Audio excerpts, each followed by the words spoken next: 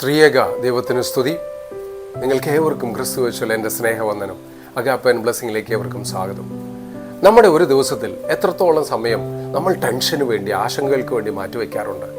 സാമ്പത്തിക ബുദ്ധിമുട്ടുകൾ, ആരോഗ്യം, കുടുംബത്തിൻ്റെ ഭാവി, കുഞ്ഞുങ്ങളുടെ പ്രശ്നങ്ങൾ, നമ്മുടെ ബിസിനസ്സിൻ്റെ പരാജയങ്ങൾ, അല്ലെങ്കിൽ അത് വിജയത്തിലെത്തുമോ എന്നുള്ള ഭയം, ചിന്തകൾ നമ്മെ എപ്പോഴും ബുദ്ധിമുട്ടിക്കാറില്ലേ? ഈ പ്രപഞ്ചത്തിൻ്റെ സൃഷ്ടാവ് ഇന്ന് നമ്മുടെ ഭയത്തിലേക്ക് കടന്നു വന്ന് വലിയൊരു വാഗ്ദാനം നൽകുന്ന ആശ്വാസത്തിൻ്റെ വചനങ്ങളാണ് ഇന്ന് നമ്മൾ ധ്യാനിക്കുന്നത്. വിശുദ്ധ ലൂക്കോസ് 12:32 വചനം ഇപ്രകാരം പറയുന്നു: ചെറിയ ആട്ടിൻകൂട്ടമേ, ഭയപ്പെടരുത്, നിങ്ങളുടെ പിതാവ് രാജ്യം നിങ്ങൾക്ക് നൽകുവാൻ പ്രസാദിച്ചിരിക്കുന്നു. റോമാക്കാരുടെ ഭരണത്തിന് കീഴിൽ കഷ്ടപ്പാടുകളും ദാരിദ്ര്യവും അനുഭവിച്ചിരുന്ന സാധാരണക്കാരായ മനുഷ്യരോടാണ് കർത്താവ് സംസാരിക്കുന്നത്.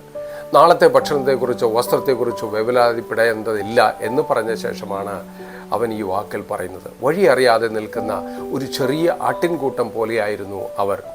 എന്നാൽ യേശു അവരോട് ഭയപ്പെടേണ്ട എന്ന് വെറുതെ പറയുകയല്ല ചെയ്തത്, മറിച്ച് അവരെ സംരക്ഷിക്കാനും അനുഗ്രഹിക്കാനും ദൈവത്തിന് സന്തോഷമേ ഉള്ളൂ എന്ന വലിയ സത്യം അവൻ വെളിപ്പെടുത്തി പറയുകയാണ്. ഭയപ്പെടേണ്ട, അത് ദൈവത്തിൻ്റെ വാക്കാണ്. ഈ വാക്യത്തിൽ അതിശയകരമായ സത്യങ്ങൾ നമുക്ക് ഒന്ന് നോക്കാം. ആദ്യമായി ബന്ധം. ദൈവത്തെ അവൻ വിളിക്കുന്നത് പിതാവ് എന്നാണ്. ജീവിതത്തിൽ പോരാട്ടങ്ങളിൽ നമ്മൾ ഒറ്റയ്ക്കല്ല, നമ്മെ സ്നേഹിക്കുന്ന ഒരു പിതാവും നമ്മോട് കൂടെയുണ്ട്. കർത്താവ് പറയുന്നത് ഭയപ്പെടേണ്ട.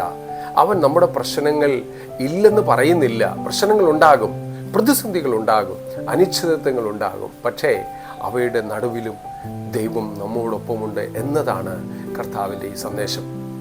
ഭയത്തിൻ്റെ വലുപ്പം നോക്കേണ്ട, നമ്മുടെ ദൈവത്തിൻ്റെ വലുപ്പം നാം ഓർക്കണം, എപ്പോഴും ഓർക്കണം. ചെറിയ ആട്ടിൻകൂട്ടമേ, ദൈവത്തിന് നമ്മുടെ എണ്ണം പ്രധാനമല്ല.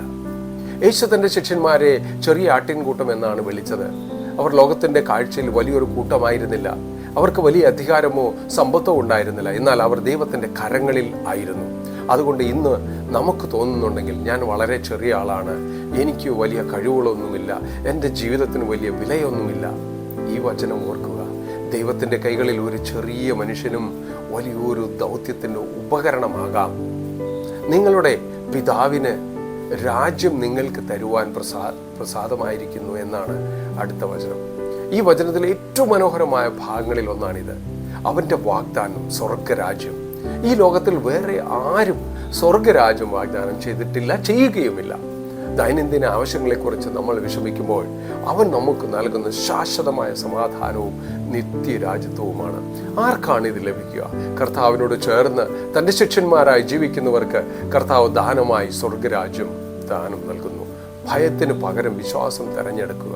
ഭയം പറയുന്നത് നാളെ എന്താകും, വിശ്വാസം പറയുന്നത് നാളെ എന്തായാലും ദൈവം എന്നോടൊപ്പം ഉണ്ടാകും. ഭയം പറയുന്നത് എനിക്ക് കഴിയില്ല, വിശ്വാസം പറയുന്നത് ദൈവത്തിൻ്റെ സഹായത്തോടെ ഞാൻ എന്തും ചെയ്യും.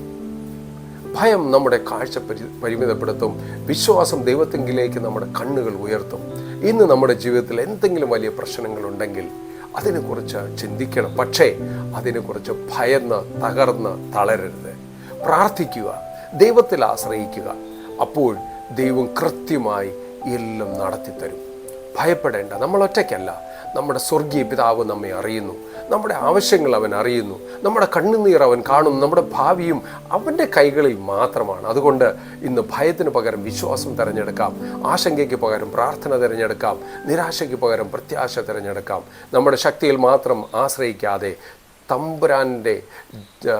തമ്പുരാനിൽ പൂർണ്ണമായി നമുക്ക് ആശ്രയിക്കാം.